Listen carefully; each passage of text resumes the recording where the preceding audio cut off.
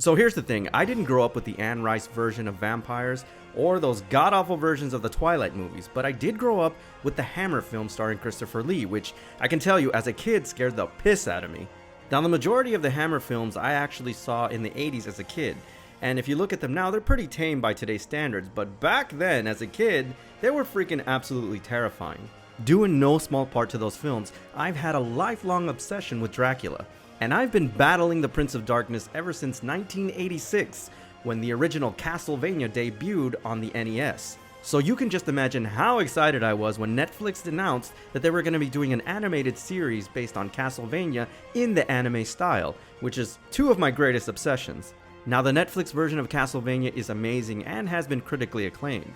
One of the reasons that I like it so much is because they made this version of Dracula far more complex and, dare I say, you sympathize with him just a little bit more. So today we're going to be reviewing the Diamond Gallery and Gamestop version of Dracula, the Castlevania Netflix statue. Let's take a closer look.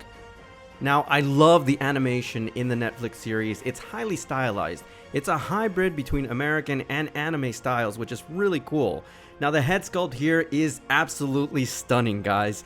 Just take a look at how intense the head sculpt is here. I love the hair. Just take a look at the eyes as well.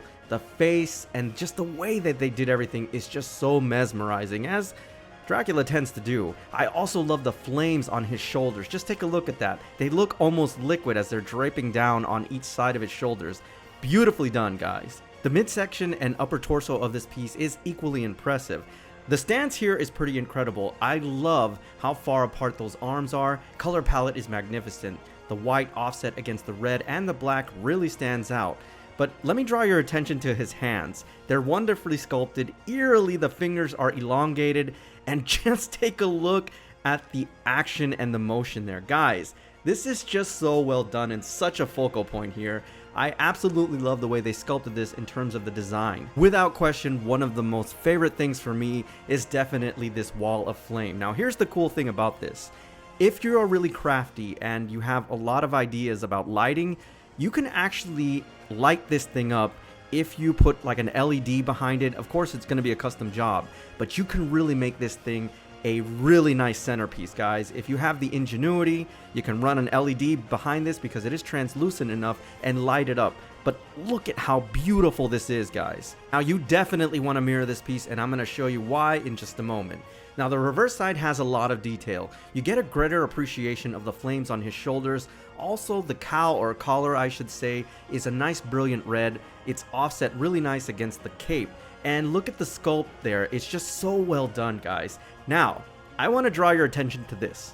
Just take a look at the way that it is drabbed on the floor there. Look at the folds, look at the sculpt. It looks so organic, guys. This is absolutely beautiful, and this is why you need to mirror this piece. Just do it, guys. It's gonna look amazing.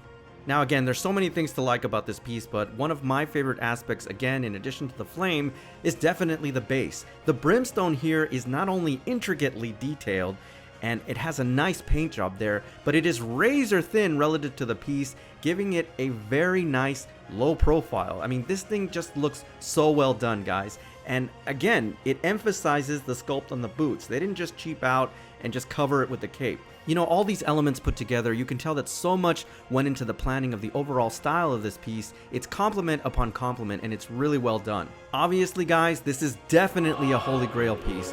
Not only because of how intricate and beautiful it is, but also because of the price point. And I gotta tell you guys, this thing is getting harder and harder to find, so definitely jump on it if you can get it. I think some of them are still available on GameStop. If not, you can definitely get it in the secondary market through eBay, but pick this up, guys, because it is getting harder and harder to find. Now, before I go, I just want to thank the folks over at GameStop for sending this wonderful piece over for review.